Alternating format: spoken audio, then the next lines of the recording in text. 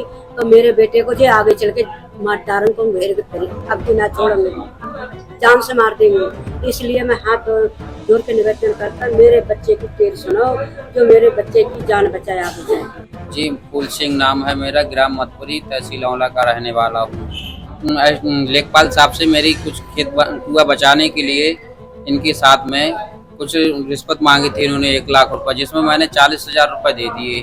15,000 एक दिए, 25,000 एक दिए। जब पैसे दिए तो उन्होंने बाकी के पैसे मांगे थे, बाकी के पैसे को मैंने मना कर दिया। जब इन्होंने इसी बात से मैंने कहा मेरे पास आपका आईडीओ बन गया है, आप नहीं काम करोगे तो मैं आईडीओ सरकार के लिए दिखा दूंगा। तब इन्होंने जान से मारने की धमकी दी, जिसकी मेरे पास रिकॉर्डिंग बन गई थी। रिकॉर्डिंग लेखपाल कहाँ थे, क्या नाम था लेखपाल अवधेश सिंह यादव, ये दिगोई में पोस्टेड है, बरेली तहसील औला में। अब इन्होंने जान से मारने की धमकी, अवधेश यादव जी। फिर जब इन्होंने धमकी दी तो मैंने कहा मैं पुलिस के पास कंप्लेंट करूंगा। पुलिस कंप्लेंट किया, एसडीएम साहब के पास गए, डीएम साहब के पास गए, अपने औला में भी वो दी।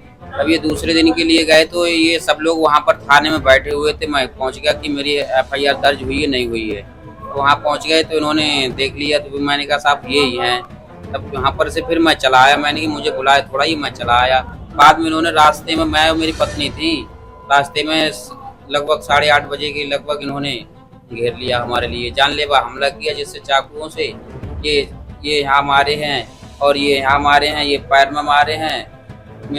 मुझे जान से मारने की धमकी दी, जिसमें मेरी पत्नी को भी पकड़ा था। पत्नी भाग के गाड़ी के सामने 4 पहिए के रोड पर गिर गई। जब वो गाड़ी आई तो ये लोग जब भागने लगे, नहीं तो मेरा मर्डर कर देते, बोले थे मार दो साले धोबेला को, इसकी औकात क्या, सारी की मुंडी काट लो। तो साहब जैसे तैसे हम बच के आए, तो वहाँ से पुलिस भी आई। किसने कहा? ये लेखपाल साहब ने कहा, और यहाँ पर 4 लोग थे। इनके पास सिर्फ लेखपाल साहब के पास चाकू था और बाकी के लोग ये दारू पिए हुए थे, बहुत पकड़ने को भागे थे। जब मैं पकड़ता रहा, ये चाकू में चीखता रहा, तब तक गाड़ी आ गई थी 4 पहिए की रोड पर। उन्होंने रोकी गाड़ी, जब मेरी पत्नी उसके आगे गिरी, जब इन्होंने ये छोड़ के भागे थे। नहीं तो ये जान से मारने कह रहे, मुंह काट लो साले का। इसने रिश्वत की रिकॉर्डिंग बनाई कैसी है मेरी, मारने की धमकी दे रहे थे। मारने की धमकी, हाँ, मारने की। पहले भी इन्होंने मारने की धमकी दी थी, जिसमें मेरे पास आईडियो रिकॉर्ड बना हुआ है इनका। इसमें मेरा आईडियो रिकॉर्ड बना हुआ है साहब। तो मारने की फिराक से आए थे कि ये 4 लोगों के नाम पता है सर। जो घटना स्थल पे थे मैं उन्हीं का नाम बताऊंगा, दूसरा किसी का बताऊंगा नहीं। ये जो लेखपाल के हाथ में चाकू था, संजीव सिंह बिगोई और विजय कुमार शर्मा जी मतपुरी के थे, और इसमें जयलाल भी थे, जो हमारी पत्नी के लिए पकड़ने के लिए भागे थे। संजीव सिंह और जयलाल ये भाग के रोड पे गिर गई। जब गाड़ी आ गई, वो एक साथ गाड़ी रुक गई, फिर वो लोग भाग गए। जहाँ उन्हें चाकू मारना था मार के भाग गए, नहीं तो वो मार डालते अगर कोई गाड़ी नहीं रुकती तो।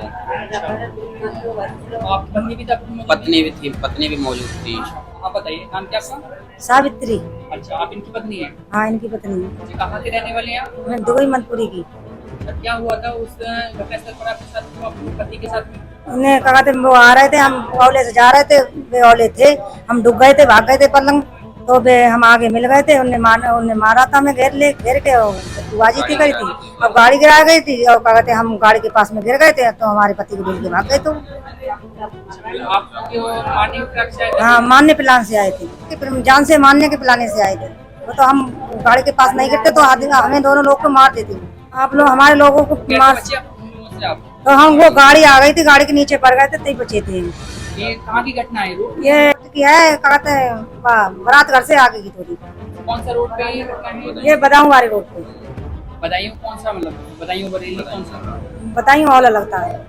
बदायूं आमला रोड की घटना है। हाँ हाँ हाँ।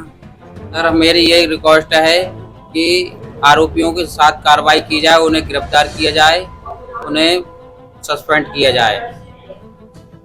आगे कार्रवाई होनी चाहिए। आगे कार्रवाई होनी चाहिए, जिसमें साहब मेरी कार्रवाई नहीं तो मेरा मेडिकल हुआ है ठीक से, सीएससी में उन्हीं के लोग थे, और उन्होंने मेरी नहीं कोई रिपोर्ट सुनी है, नहीं मेरी थाने में कोई बात सुनी है। किसने नहीं सुनी है?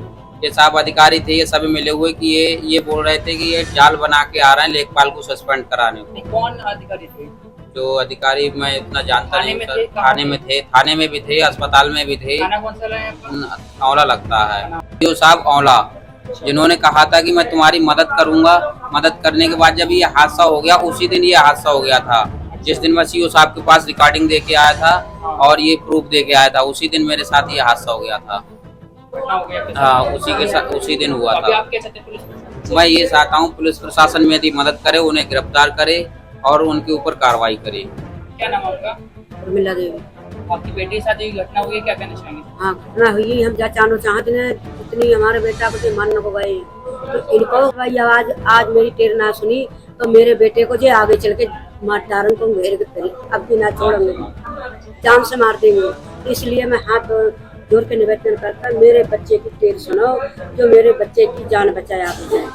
मेरे हर परिवार को सबकी जिम्मेदारी लेखपाल की है। अगर कोई घटना हो गई तो लेखपाल जो 4 लोग हैं जो जिम्मेदार बनेंगे।